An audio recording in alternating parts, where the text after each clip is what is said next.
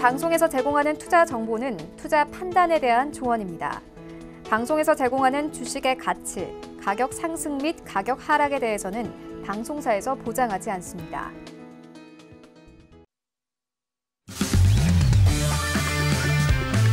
안녕하세요. 고수는 지금의 김성희입니다. 전일 뉴욕 증시는 혼조로 마감했습니다. 시장은 이번 주에 ECB 통화정책회의, 그리고 다음 주에 FOMC 회의, 그리고 미중 무역협상 관련 소식에 주목하고 있는데요. 특별한 호재나 악재는 없었습니다. 다우가 소폭의 상승 보였고 나스닥은 기술주의 부진으로 약보합으로 마감했습니다. 자, 오늘 뉴욕 증시는 상승 출발했습니다. 중국이 미국산 제품에 대한 추가 관세를 일부 면제한다는 소식 전해지면서 미중 무역 협상에 대한 기대감에 증시 상승세 보이고 있는 상황입니다. 자, 오늘도 주요 경제 이슈들 그리고 선물 매매 전략들 꼼꼼하게 챙겨드리도록 하겠습니다. 1시간 동안 저희 고수는 지금 끝까지 함께해 주시기 바랍니다. 참고로 본 방송에서 제공해드리는 정보는 투자 판단에 대한 조언일 뿐 해당 상품의 가치와 수익률 보장하지 않는다는 점 기억해 주시고요. 서울경제TV 고수는 지금은 자본시장통합법 준수하고 있습니다. 1:1 투자 상담과 유사 수신행위 그리고 무인가 영업행위 등 모든 불법 사항들 엄격하게 금지하고 있다는 점 알려드립니다. 자, 오늘 방송 함께할 마스터 소개합니다. 오늘은 양세동 마스터와 함께합니다.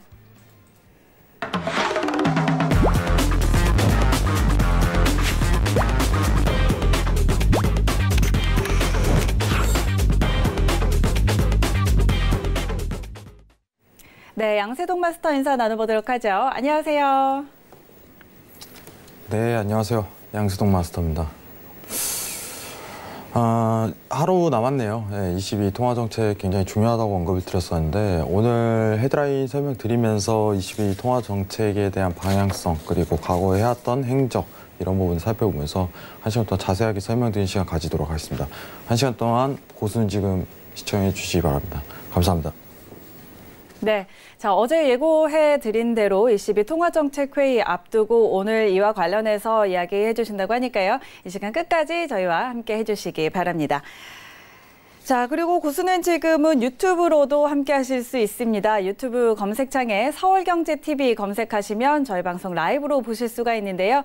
고수는 지금은 방송 보시면서 채팅창 참여도 가능합니다. 방송 보시면서 궁금한 부분들 많이 생기실 텐데요. 채팅창에 댓글 남겨주시면 저희 마스터와 함께 답변해 드리도록 하겠습니다. 이 부분 많이 활용하셔서 여러분들 투자에 많은 도움들 얻어가시기 바랍니다. 자, 그럼 잠시 후에 저희 더 자세한 이야기 나눠보도록 하고요. 오늘도 선물 시장 흐름들 먼저 확인하고 가도록 하겠습니다. 자, 오늘 미 본장은 상승세 보이고 있습니다. 미니 S&P 500부터 먼저 확인하시죠. 네, 전장 대비 0.18%, 0.16% 상승입니다. 2,983포인트 지나고 있습니다.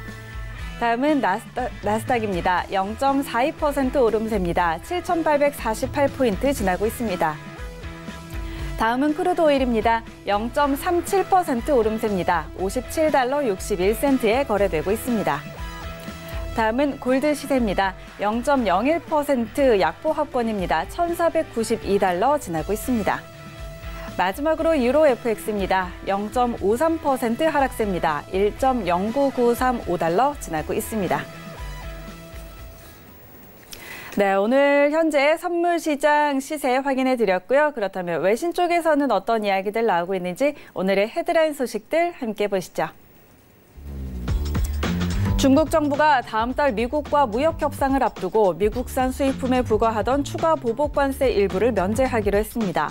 중국 국무원 관세세칙위원회는 사료용 유청, 농약, 윤활유 등 16개 품목을 25% 추가 관세 대상에서 제외한다고 발표했습니다.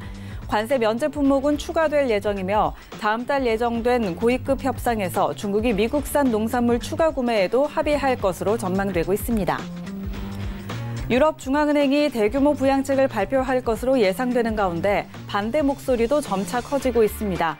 ECB 금리조정위원회 내부를 비롯한 일부에서는 2조 6천억 유로 규모의 양적 완화를 중단한 지 1년 만에 재개할 정도로 유로존 경제가 약하지 않다며 부양책을 반대하고 있습니다. 또한 다른 경제 위기에 대처할 실탄을 미리 소모시키고 자산 거품을 일으킬 것이라고 경고했습니다. 미국의 초강경 매파인 존 볼턴 백악관 국가안보보좌관이 경질되면서 이란과의 대화 가능성이 제기됐지만 이란 측은 이를 즉시 일축했습니다. 마지드 타크트 라반치 유엔 주재 이란 대사는 미국이 이란을 겨냥해 경제 테러리즘과 야만적 제재를 계속 가하는 한 미국과 대화할 여지가 없다고 언급했습니다.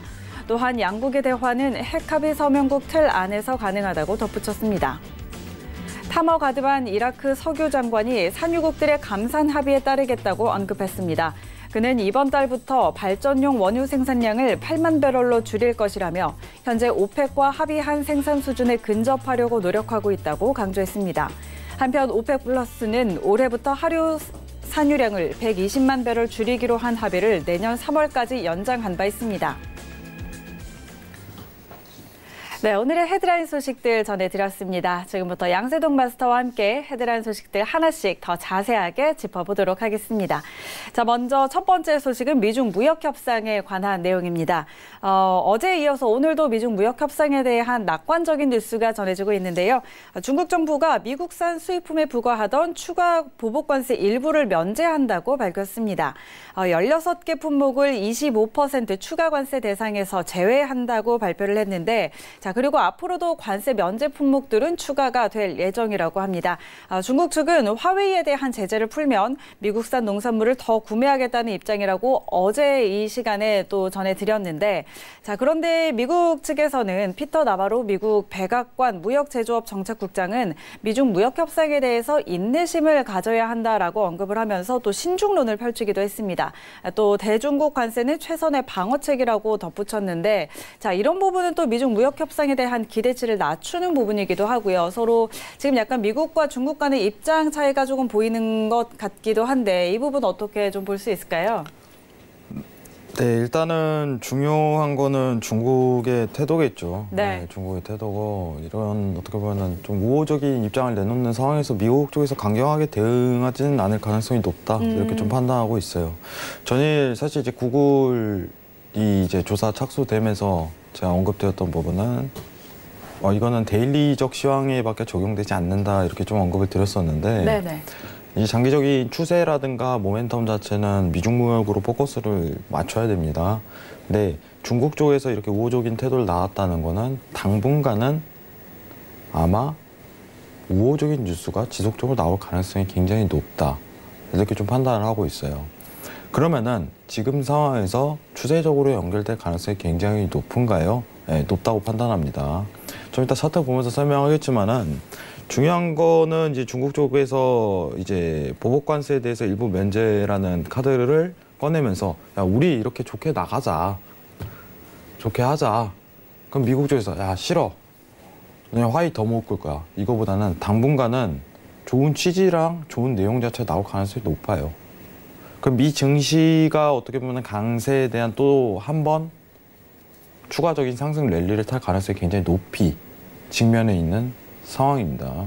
전일 어떻게 보면 구글 관련해 갖고 굉장히 낙폭을 기록했지만 낙폭이 아니라는 거예요. 단순 조정이다 이렇게 언급을 했어요. 왜냐하면 데일리적인 시황 자체가 조사 착수라는 데일리적인 시황 자체가 적용된 상황이지만은 중요한 거는 미중 무역이 좋게 나오고 있는데 이게 낙폭으로 계속 떨어지겠냐 보다는 오히려 조정을 주고 다시 한번 상승 랠리를 이끌 수 있는 이런 시장 상황이 더 두드러지게 나올 것이다 이렇게 판단을 드렸었습니다.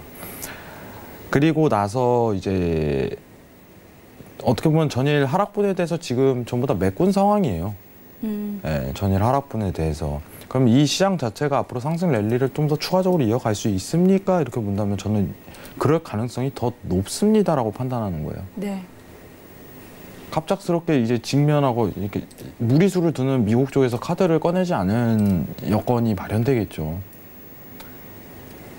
그러니까 이게 지금 어떻게 보면 하루 걸러 하루 이렇게 시장 상황 자체가 이렇게 있는데 여기서 이제 여러분들이 좀 판단해야 될 게 이제 차트라든가 보조지표라든가 아니면은 이제 10년물 이제 거시적 환경을 볼 수 있는 지표 이런 거를 대입을 하면서 보는 거예요. 시장 상황을 엿보면서. 그러면은 이제 오늘 구간대가 어떻게 보면 상승에 대한 매수 포인트를 한 번 더 진입할 가능성이 높은 이제 기술적 분석이 좀 드러나고 있는 국면이에요. 좀 이따 차트 보면서 설명드리겠는데 이제 전일 이제 제가 좀 언급드렸던 위치값 자체가 7,700인데 7,710에서 20 사이였죠. 네네. 7,740까지 오고 이제 어떻게 보면 지지에 대한 정확한 포인트를 맞지 않고 가는 국면인데 지금부터도 추가 상승에 대한 포인트 자체를 잡을 수 있다. 이 부분 설명드리면서 이따 나스닥 할 때 이 부분 좀 자세하게 설명을 드리도록 하겠습니다. 이상입니다. 네, 미중 무역 협상과 관련해서 중국이 조금 우호적인 태도를 보이고 있는데 이런 부분은 미증시의 호재성이 뉴스가 나올 가능성이 좀 높다라고 이야기를 하셨고요. 그렇기 때문에 자, 전일 약세를 보인 것은 단기 조정일 가능성이 크고 다시 반등할 가능성이 더 높다라는 의견 주셨습니다. 자, 그리고 투자와 관련해서는 관련한 매매 포인트에 대해서는 잠시 후에 저희 나스닥 점검해 볼 때 그 시간에 더 자세하게 짚어드리도록 하겠습니다. 자, 다음 소식으로 넘어가서 짚어보도록 하겠습니다. 내일이죠. 유럽 중앙은행의 통화정책회의가 열리는데요. 우리 시각으로는 밤 8시 45분에 예정이 돼 있습니다. 현재로서는 금리 인하뿐만 아니라 또 채권 매입 프로그램을 재개할 것이다라는 게 시장이 좀 많이 기대를 하고 있는 부분인데 이에 대해서 반대하는 목소리도 점차 커지고 있다고 합니다. 양적 완화를 중단한 지 1년 만에 재개할 정도로 유로존 경제가 약하지 않다는 건데요. 현재 유로존 경제 상황을 좀 보면 제조업은 침체지만 또 서비스업은 견고하고 또 실업률은 11년 내 최저 수준이라고 합니다. 자, 이런 상황에서 대규모 경기 부양책에 대한 찬반이 좀 갈리고 있는 상황인데 자, 이런 부분도 좀 짚어볼까요? 네, 사실 이게 굉장히 중요하죠, 여러분들. 오늘 조금 이제 헤드라인 중에 좀 집중할 내용 자체가 이건데 지금 고소는 지금 시청자분들에게 좀 간략하게나마 이 부분에 대해서 설명을 드려야 될 것 같아요. 네. 네, 이게 좀 중요한데 제가 항상 얘기를 드리지만 실제적으로 어떻게 보면 부양 정책이라든가 이 시기가 오면은 오히려 반대적인 차트의 상황이 연결이 많이 되는 그런 게 있어요. 제가 좀 말이 애매모호한데 선반영이 이루어져요. 실제 이제 채권 매입 프로그램을 진행한다는 가정하에 우리 11월부터 채권 매입 프로그램 진행하겠습니다. 이러면은 그때까지 유로존이 다운이 돼요. 이제 유로화가 달러가 강세가 나오고 그럼 실제로 실행할 때 오히려 반대적인 상황이 나와요. 차트는 선반영이 돼버려요. 실제 시황하고. 그럼 이 기간 동안 어떤 반영을 일으킬 수 있는지 과거 차트가 어떤 상황이 이루어졌는지 여부를 좀 판단하는 게 오히려 더 중요하다고 생각하는 편이기 때문에 오늘 일단은 여러분들한테 조금 제가 이 부분에 대해서 설명을 드릴까 해요. 제가 왜 이제 네이리스 채권 매입 프로그램에 대해서 진행이 나온다면은 정확한 기간에 대한 설정 자체가 나올 가능성이 굉장히 커요. 우리 22는 2019년도 12월 혹은 11월부터 채권 매입 프로그램을 진행합니다. 이런 식으로. 그럼 그 11월까지 어떠한 가능성이 굉장히 열리는지에 대해 설명을 드려야 될 것 같아요. 그럼 지금 조금 차트 말고 제가 PPT를 살짝 준비했는데 이거 보면서 좀 설명을 드리도록 할게요. 네. 지금 이제 사실상 이제 2016년도 이후부터 이제 어떻게 보면 금리가 제로금리 이하로 떨어져 갖고 계속적으로 유지하고 있는 국면이에요. 여러분들 다들 아시다시피 사실 이제 여기서 좀 중요한 게 이제 국채 무제한 매입 그리고 뭐 저금리 계속 공급, 채권 매입 15년도부터 이어졌었던 이 상황 자체가 있었는데 중요한 거는 이거예요, 여러분들. 채권 매입을 초장기간 동안 이어져 왔었다 이거예요. 유로존 내에서는. 채권 매입 프로그램. 근데 왜 채권 매입 프로그램이 중요한가요? 이게 있냐면은 여러분들 금리에 대한 어떻게 보면은 일정 발표보다 채권에 대한 일정 발표가 더 앞이에요. 쉽게 얘기하면. 금리를 인상하더라도 채권 매입 프로그램 중단한 다음 인상하는 게 순서고 그렇기 때문에 채권 매입 프로그램 중단한다는 거는 금리를 인상하겠다는 소리고 채권 매입 프로그램 시작한다는 거는 금리를 인하한다는 소리예요. 쉽게 이야기 드리겠습니다. 그렇기 때문에 채권 매입 프로그램이 오히려 차트를 분석하는 데 있어서 시황적인 분석에 있어서 더 선반영이 이루어지는 그 과정이 있고 강한 추세로 연결될 수 있는 상황이에요. 여러분들. 지금 금리 상황 자체가 2008년도 이후에 전혀 올라가질 못하고 있어요. 사실상 최근 이제 DLS 사태 자체도 어떻게 보면은 굉장히 위험한 행동이었죠. 이제 독일이라는 국가 자체는 안전하기 때문에 수익률 자체가 마이너스 밑으로 더 추가적으로 내려오지 못할 거다라고 예견해 갖고 투자를 한 건데, 유로존 상황이 이렇게 뻔히 이어지고 있고 금리 인상이라는 단계에 들어서지도 못함에도 불구하고 독일 국채 수익률 자체를 마이너스에서 더 추가적으로 내려가지 못할 것이다 이렇게 판단하는 거는 굉장히 오류입니다. 여러분들, 사실상 굉장히 오류예요. 이러한 시장 상황이 전반적으로 나오고 있는 과정에서 DLS 사태에 대해서 그걸 가볍게 생각했다면은 오히려 굉장히 잘못된 투자를 하고 있는 거죠. 시장 상황을 판단하지 못하고. 제가 만약에 DLS 이제 유로 관련해 갖고 투자를 한다면은 오히려 금리 인상에 한 단계 접어들고 나서 그 다음에 투자를 하는 이 방식으로 이어질 가능성이 높아요. 오히려 그게 오히려 안정적인 투자가 되겠죠. 그래도 이제 수익률, 이제 어떻게 보면 DLS 관련 상품 수익률 자체는 큰 변동은 없어요. 수익률 뭐 5% 내외이기 때문에. 근데 이러한 상황 자체가 이어지고 있다 이렇게만 판단하시면 될 것 같고요. 중요한 거는 이거예요, 여러분들. 자, 원래 이제 양적 완화 시나리오라는 것 자체가 채권 매입 프로그램을 진행하고 그리고 금리를 인하하고, 그죠? 그리고 제로 금리를 유지한 상황에서 어느 정도 인플레이션이 올라갔다 이렇게 판단하면은 이제 테이퍼링을 진행해요. 자, 테이퍼링이라는 건 이제 채권을 매입했던 그 상황 자체를 줄이기 시작하는 거예요. 한 달에 뭐 100억 유로씩 했던 거를 그 다음 달에는 90억 유로만 하고 그 다음부터 80억 유로 하고, 그러면서 이제 채권 매입을 중단하는 거예요. 그 다음에 금리 인상의 수순에 접어드는 거예요, 여러분들. 그럼 여러분들 지금 이 테이퍼링이라는 상황은요, 2017년도에 일어났습니다, 여러분들. 여기 지금 유로존 상황이에요. 유로존 상황. 2017년도 상황입니다. 기억해 주세요. 테이퍼링이 2017년도에 있었다. 그리고 나서 언급입니다. 2017년도 3월에 정확하게 언급을 했어요. 야, 우리 2018년도 1월부터 12월까지 테이퍼링 하겠다 하고서 17년도 3월에 언급했어요. 그리고 2018년도에 실제로 진행을 했고요. 그러면 원래 시나리오대로라면 금리 인상의 수준에 들어가는 게 올해 연초 계획이었어요. 유로존은. 다수가 그렇게 보고 있었고. 근데 갑자기 이제 3월, 4월부터 갑자기 내용 자체가 바뀌는 거예요. 경제가 안 좋은데? 이거 다시 한번 양적 완화를 시도할 가능성 자체가 굉장히 놓이는데? 이겁니다.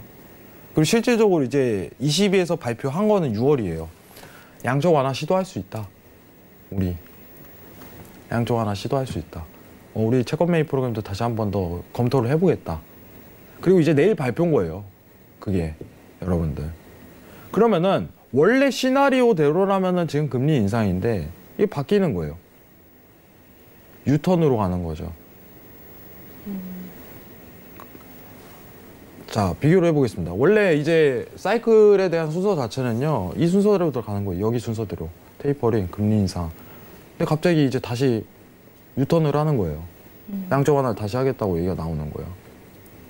근데 여기서 중요한 게 채권 매입 프로그램을 다시 진행한다는 부분입니다. 금리 인하는요, 양국 전 세계에 동시다발적으로 이루어지고 있어요. 큰 파장을 일으키진 못해요. 근데 채권 매입 프로그램 테이퍼링을 종료한 지 이제 9개월이죠. 이제 9개월이죠. 2018년도 12월까지 했으니까 9개월이 유지된 상황에서 채권 매입 프로그램을 진행했던 것 자체가 다시 한 번 더 진행한다는 거는 이건 굉장한 이슈예요. 사실상 통화 정책상 대비했을 때 지금 외신이라든가 이제 어떻게 보면은 언론에서는 유로존의 상황을 크게 내비치지 않고, 이제 왜냐면은 세계적으로 이제 미국이 넘버원이다 보니까 미국 내용이 굉장히 많긴 해요. 근데 저는 오히려 유로존의 상황을 더 지켜봐야 된다고 생각하는 입장입니다. 왜냐하면 미국 쪽에서 지금 꺼낼 수 있는 카드는 이제 금리 인하 카드밖에 없어요, 사실상. 금리 인하를 지속할 가능성이 굉장히 높긴 하지만 어쨌든 간에 은행에 가면은 은행원들도 알고 있을 거예요. 미국이 금리 인하 이제 한 번 더 할 가능성 굉장히 높아요. 그러니까 다수가 알고 있는 거예요, 사실상. 그럼 이거는 시장에 반영될 가능성이 굉장히 적다. 그럼 오히려 유로존이 채권 매입 프로그램을 어떤 방식으로 진행하는지 이 부분에 포커스를 맞춰야 된다고 생각을 합니다. 그럼 중요한 거 자체가 이제 어떤 방향성으로 좀 차트가 나올 가능성이 굉장히 높냐 이 부분을 좀 바라보는 측면이 있겠죠. 그럼 여러분들이 좀 보셔야 될 거는 뭐냐면은 자, 과거 2017년도에 채권 매입 프로그램에 대해서 언급을 했을 때 어떤 반영을 일으켰고 실제로 채권 매입 프로그램 진행하는 과정 기간 동안은 어떤 과정을 겪었는지 차트를 한번 봐야 돼요, 실제적으로. 그러면은 이거에 대한 축소판일 거예요. 기간은 굉장히 짧을 테니까. 1년이라는 시간 자체가 끄는 게 아니라 몇 개월밖에 안 되기 때문에 축소판이 될 가능성이 커요. 그럼 이 축소판 자체가 어떤 반영을 일으킬 가능성이 굉장히 높은지에 대해서 바라봐야겠죠. 시장 상황 자체를. 그게 미리 앞을 내다봐야 되는 상황이 돼버린 거죠. 여러분들.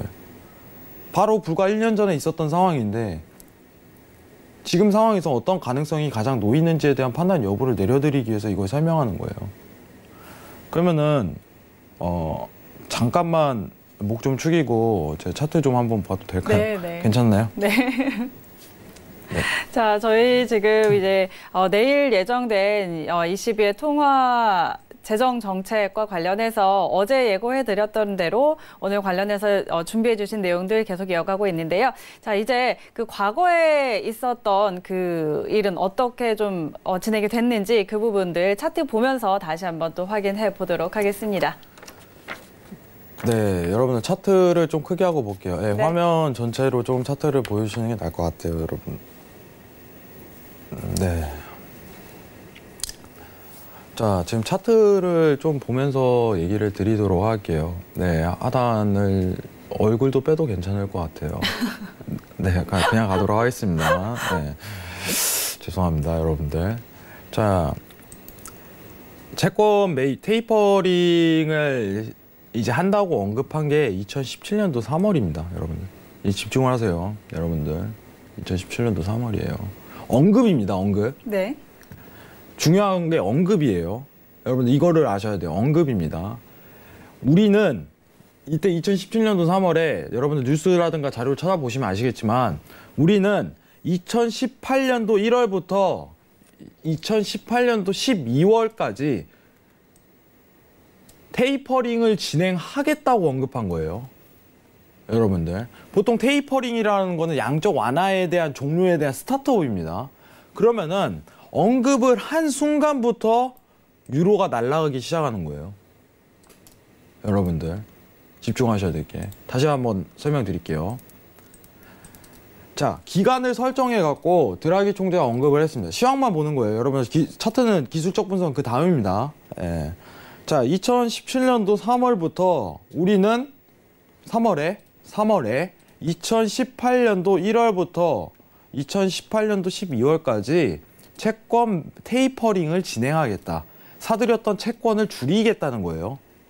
매월 점차 줄여 나가겠다 하고 언급한 순간 일정 기간을 설명하면서 언급한 순간부터 유로 날아갑니다.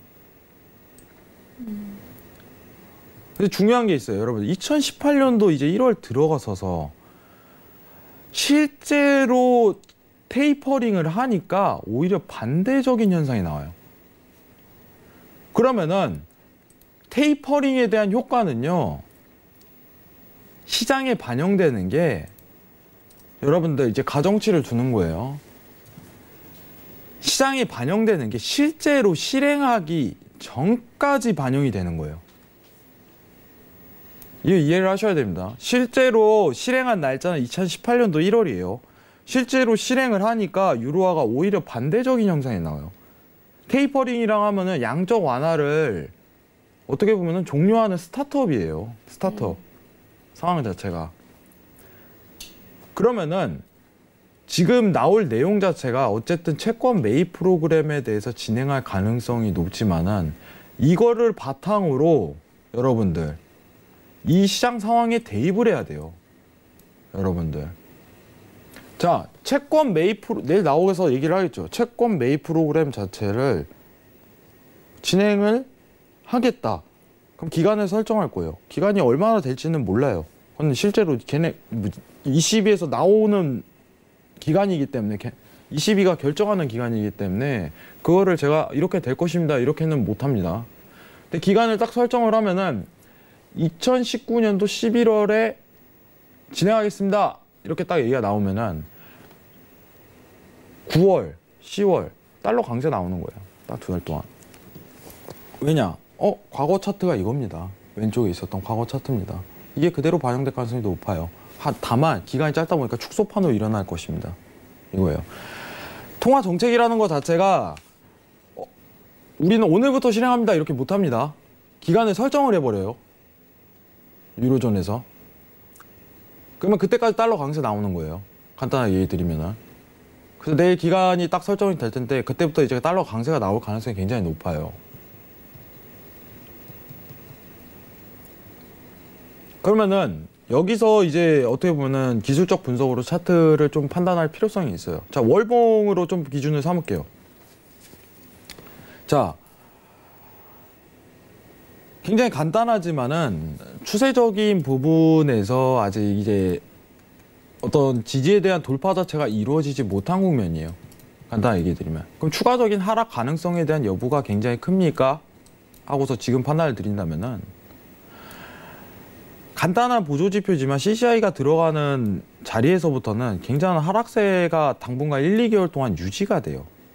그러면은 1, 2개월은 더 추가적으로 유지될 가능성이 굉장히 높은 상황이에요. 기술적 분석 간단하게만 보더라도. 시황적으로 꺼내면은 채권 매입 프로그램 자체가 일단은 진행하는 부분이 두드러지게 나오는 부분이고, 이제 기술적 분석 자체도 유로에 대한 추가적인 하락 여지가 굉장히 높은 국면이다. 그러면은 최근에 있었던 바닥권까지는 추가적으로 들어갈 가능성이 굉장히 높다고 평가를 하는 거죠. 월봉입니다, 여러분들. 월봉이에요. 월봉. 실제 어떻게 보면은 이때는 채권 매입 프로그램을 진행했던 거죠. 이 기간 동안. 2014년도, 15년도에는. 똑같은 상황이에요. 축소판이에요, 축소판. 여러분들. 똑같은 정책만 꺼낸다면은 비교 분석을 해버릴게요.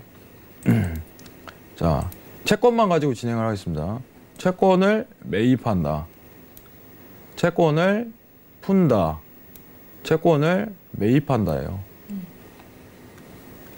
그럼 여기서 유로를 매수를 볼 수 없을 가능성이 높겠죠. 오히려 매도를 볼 가능성이 높다고 설명을 드리는 겁니다, 여러분들.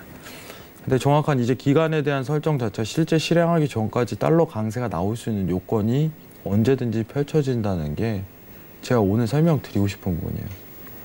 간단하게 얘기 드렸습니다. 정말 간단하게 얘기 드렸습니다. 어떻게 보면 좀 어려울 수도 있겠지만 처음 들으시는 분들은 제가 고수는 지금 나와가지고 이 부분에 대해서 좀 설명을 많이 드렸을 거예요. 그래서 이해가 좀 쉬우실 거라고 생각을 하고요. 중요한 거는 지금 할 가능성이 굉장히 높아요. 왜냐면은 지금 이번 헤드라인 내용 자체 한 번 더 띄워줄 수 있나요? 이번 헤드라인 내용 자체 괜찮나요? 자, 유럽 중앙은행 추가 부양책 계획 반대 점차 커져 이렇게 나오고 있지만은 제 개인적인 의견을 드려야 돼요. 지금 각종 이제 독일이라든가 프랑스가 이제 국채가 마이너스를 여건을 이어가는 상황에서 추가 부양책 자체에 대해서 나오는 내용 자체는 할 가능성이 굉장히 높은 거예요, 이거는. 사실적으로. 반대의 목소리가 커지지만은 시장 상황이 그래요.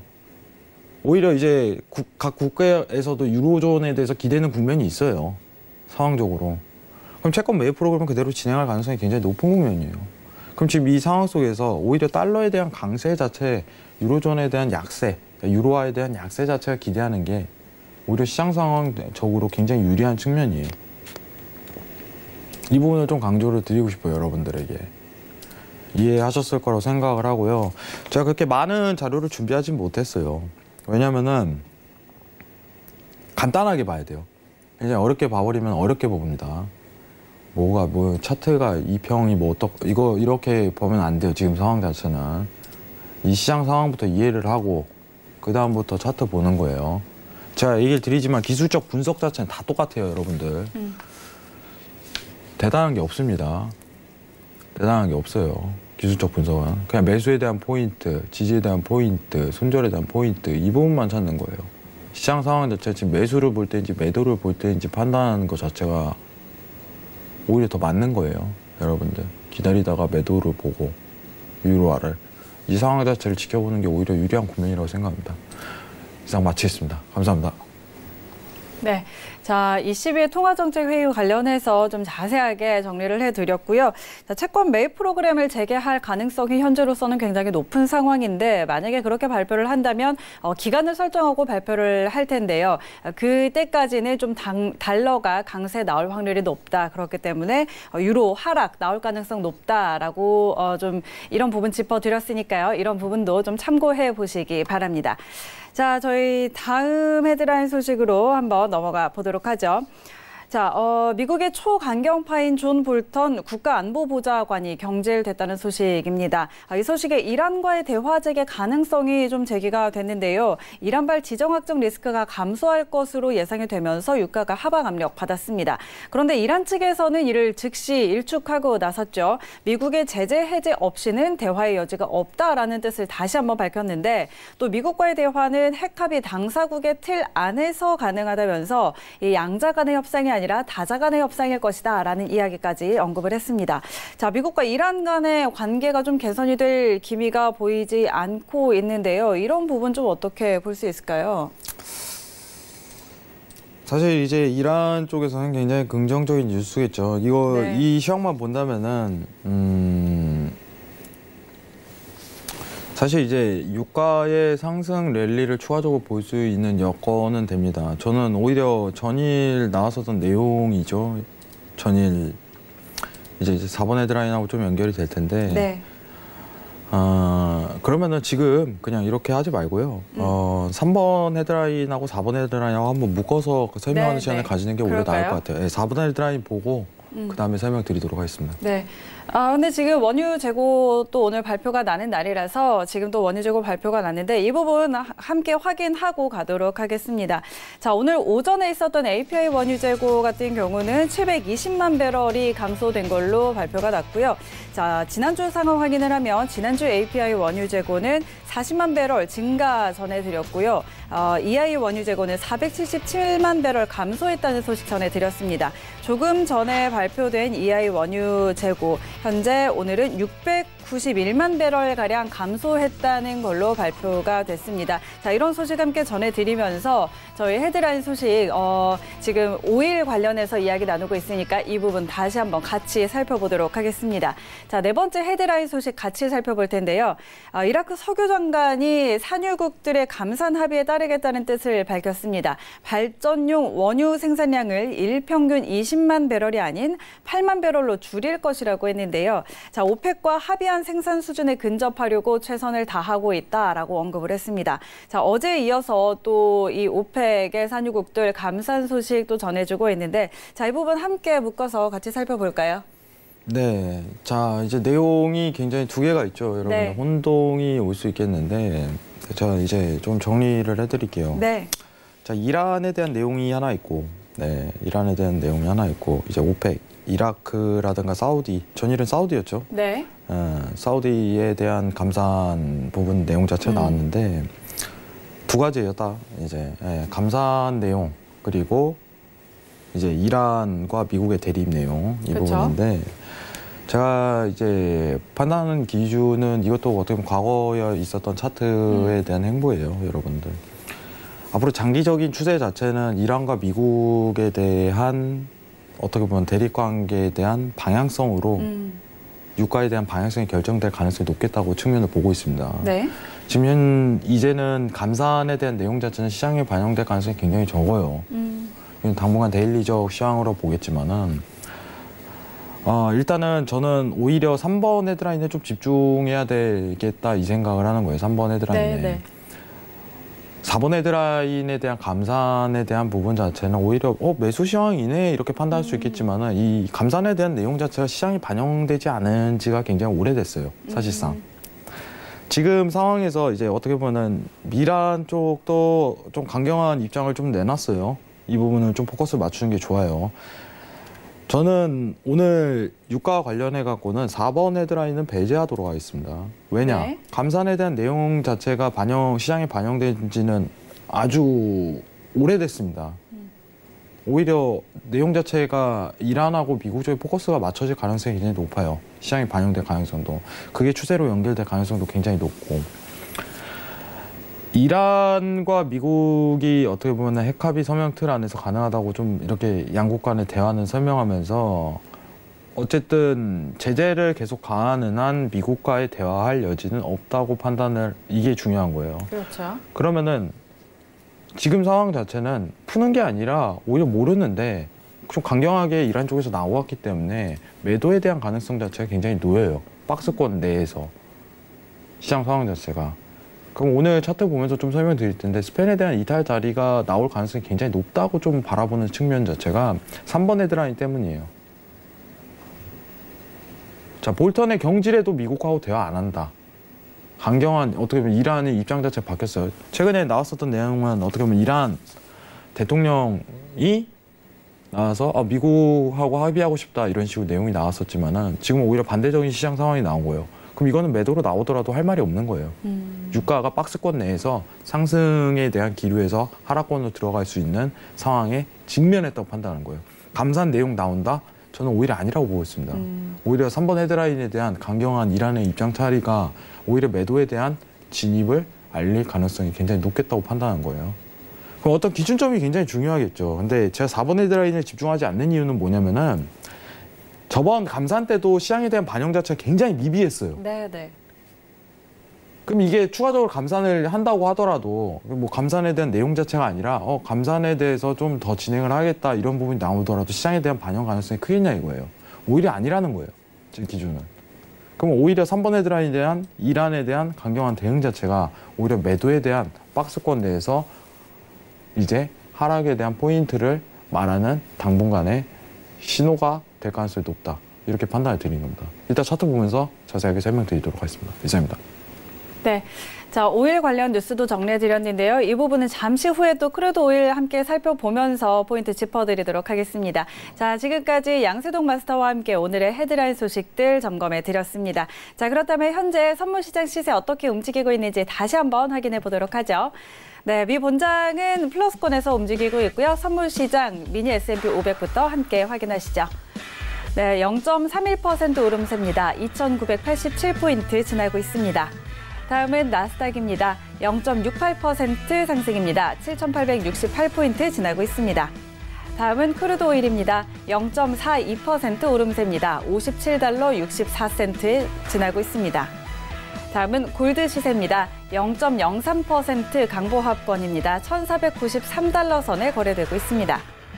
마지막으로 유로 FX입니다. 0.56% 하락세입니다. 1.09905달러 지나고 있습니다. 네, 선물 시장 시세 다시 한번 확인해 드렸고요. 본격적으로 오늘 함께 살펴볼 이슈 확인해 보도록 하겠습니다. 오늘의 이슈 화면으로 먼저 확인하시죠. 첫 번째 이슈 나스닥입니다. 22회 통화정책회의 주시하며 시장은 관망심리 키우고 있습니다. 두 번째 이슈 크루드 오일입니다. 국제에너지기구 사무총장이 강력한 수요 증가 기대는 너무 낙관적이라고 언급했습니다. 세 번째 이슈 골드입니다. 슈퍼 매파인 존 볼턴 국가안보보좌관 경질에 미 외교 불확실성 완화 기대감이 커지고 있습니다. 네, 오늘도 세 가지 함께 점검해 보도록 하겠습니다. 첫 번째 나스닥부터 짚어볼 텐데요. 내일 유럽 중앙은행의 통화 정책 회의가 있을 예정이죠. 이번 회의에서 이제 어떤 경기 부양책이 나올지 이런 부분을 기대하면서 시장이 좀 관망하고 있는 상황인데, 자, 그렇다면 현재 구간에서 나스닥 어떻게 접근해 보면 좋을지 의견 들어보도록 하겠습니다. 업앤다운 들어보죠. 하나, 둘, 셋.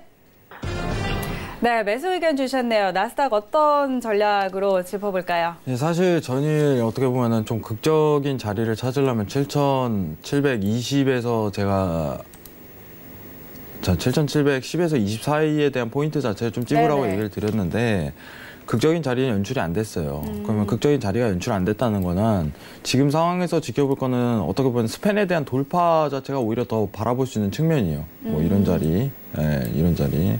근데 지금 스팬에 대한 돌파가 나왔습니다. 그러면 지속적인 상승에 대한 추세가 나올 가능성이 높나요? 이렇게 판단을 전 높다고 판단을 드릴게요. 네. 시황 이어지고, 자, 미중무역 관련해갖고 호재 떨어지고, 차트 연결되고, 스팬 돌파됐고, 추가적인 상승 랠리에 대한 포인트가 나올 가능성이 높다. 이렇게 바라보는 측면입니다. 간단하게 얘기해 드릴게요. 그러면은 지금 상단부터 이어져 오던 저항대에 대한 추세대 돌파 자체가 이루어질 가능성이 굉장히 높다는 게 제가 바라보고 있는 측면이에요. 고가에 대한 갱신 가능성 여부를 떠나서 고가 인근까지는 도달 가능성이 굉장히 크다는 게 제 측면이에요. 그럼 이거 지금 이번 스팬에 대한 돌파 자체는 이러한 어떻게 보면은 매수에 대한 랠리 측면 자체를 바라볼 수 있는 국면인 거죠. 그러면은 지금 추세가 어떻게 보면은 돌파가 나오고 간단하게 얘기해 드리면은 기준선에 대한 앞으로 지지를 받고 고가 갱신한다면은 청산에 대한 기회가 생길 것으로 바라보고 있습니다. 지금 단가 내에서 지금 여러분들 60분봉 기준상은 추세적으로 드러날 부분이 있어요. 그러면은 틱 차트 기준으로 봤을 때는 여러분들 7,840대에서 이제 매수 포인트가 나온다. 이렇게 간단하게 좀 설명드릴 수 있을 것 같고요. 7,840대. 자, 손절에 대한 기준 자체는 7,820으로 좀 보시면 될 것 같습니다. 나스닥 기준입니다. 제가 이제 가끔 이제 회원분들한테 전화가 와요, 사실. 저 일이 너무 바빠가지고 사실 이제 여러분들하고 이제 어떻게 보면은 개인적인 시황을 지금 하지 못하는 상황인데 여러분들 이해해 주실 거라고 생각을 해요. 근데 저번에 한번 전화가 왔었어요. 내가 지금 자기가 지금 뭐 이런 부분이 있었어요. 어디 포인트가 있는데 뭐 이런 포인트가 있는데 어떻게 생각하시나요? 하면서 제 기준을 좀 설명드렸어요. 제 기준은 뭐였냐면은 이 당시였어요. 이 당시. 근데 매수에 대한 포지션 자체를 어떻게 생각하시나요? 이렇게 물어봐갖고 제 기준을 좀 설명드렸습니다. 7,300 다시 한번 설명드릴게요. 이때요. 정확하게 8월 23일입니다. 네. 네, 8월 23일 날 딱 폭이 오고 나서 이 상황이었는데 7,300이 이탈되면은 손절하시고요. 아니면은 저였으면은 버팁니다. 왜냐면은 이탈 전까지는 매수를 보는 게 맞습니다. 이거는 그게 떨어졌지만은 다음날 바로 호재 떨어졌어요. 미중무역 관련해 갖고. 네네. 다음날 또 통화했어요. 호재 나왔네요. 상승 랠리 나올 겁니다. 이렇게 얘기를 드렸어요. 그리고 나서 아직까지도 어떻게 보면은 보유를 할 가능성이 높다고 생각을 해요. 네, 가능성이 높다고 생각을 합니다. 제가 얘기 듣기로는 뭐 보유 중이다 뭐 이렇게 얘기를 드렸는데 네네. 그러면 가만히 여기서부터 이제 어떻게 보면 냅두니까 이만큼 손익비가 구성이 되는 거예요. 네, 손익비가 구성이 되는 겁니다. 손익비 자체가.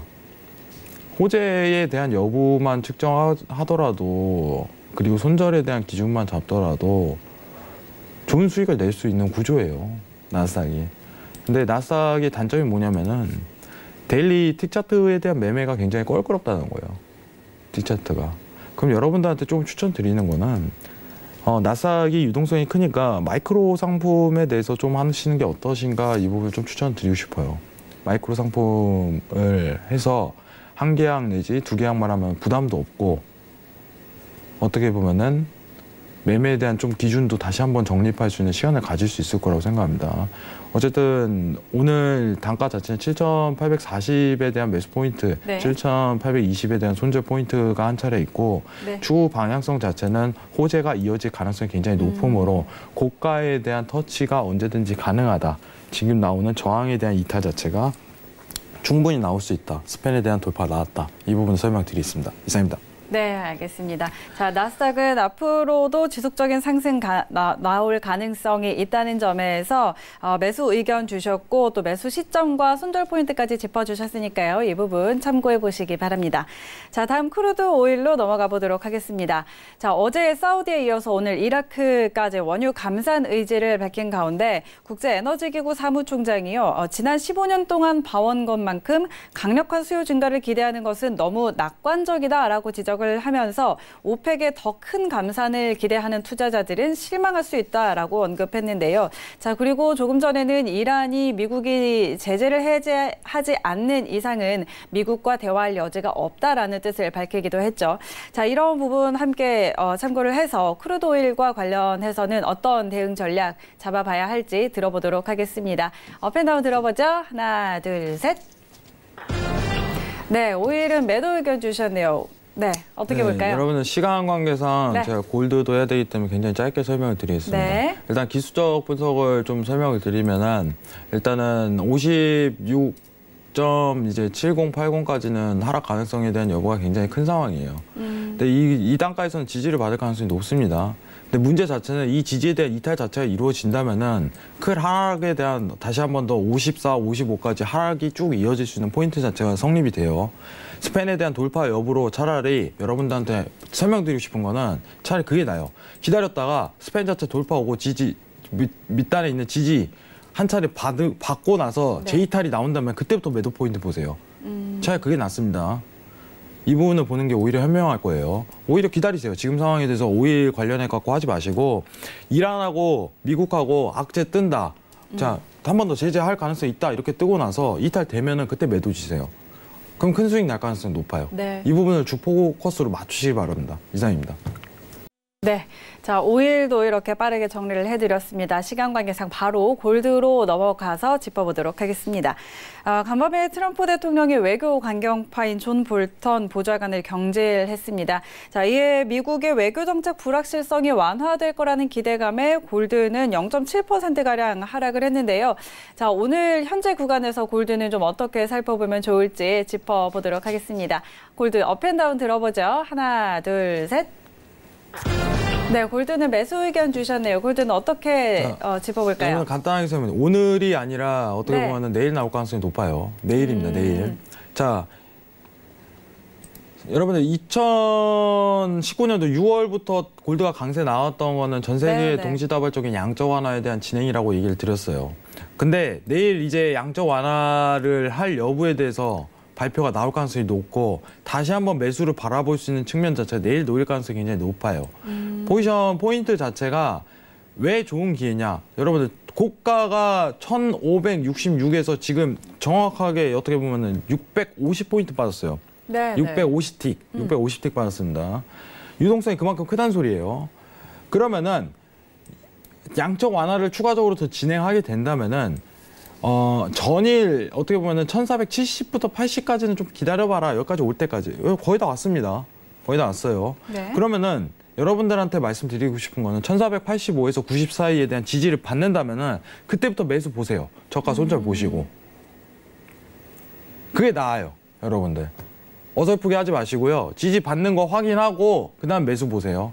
그러면은 지지를 받는다면은 상단부터 내려오던 추세대 자체에 대한 어떤 선파동 자체가 성립될 가능성이 굉장히 높아요. 그럼 그 돌파가 있은 다음부터 해도 되고 어쨌든 중요한 거는 양적 완화를 전 세계적으로 추가적으로 아직도 진행한다는 부분입니다. 그렇기 때문에 지지에 대한 가능성이 높아요. 그리고 장점은 뭐냐면 손절이 진짜 짧다는 거예요. 네. 유동성 대비해 갖고.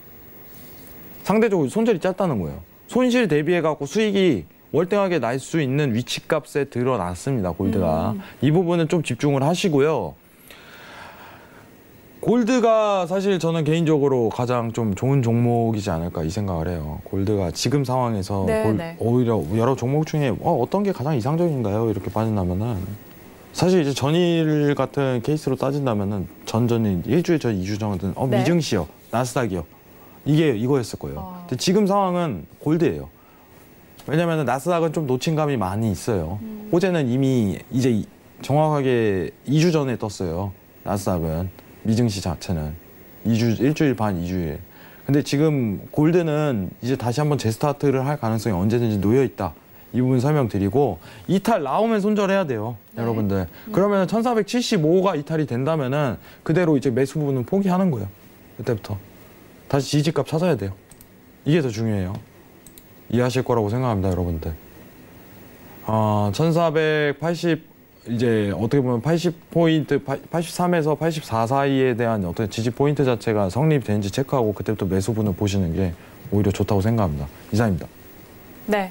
자, 골드와 관련해서는 이제 전 세계적인 양적 완화 관련해서 지금 1483에서 84포인트 정도 지지받는다면 매수 접근해보라고 의견 주셨습니다. 이 부분 참고해 보시기 바랍니다. 지금까지 양세동 마스터와 함께 현재 이슈와 전략 짚어봤습니다.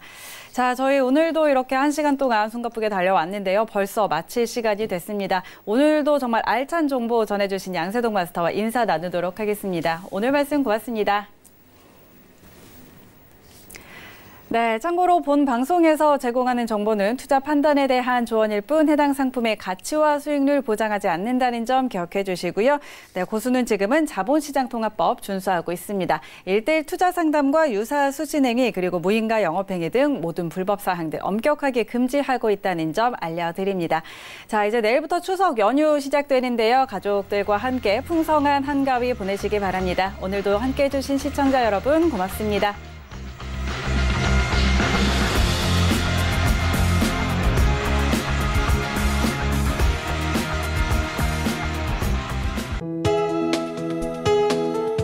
방송에서 제공하는 투자 정보는 투자 판단에 대한 조언입니다.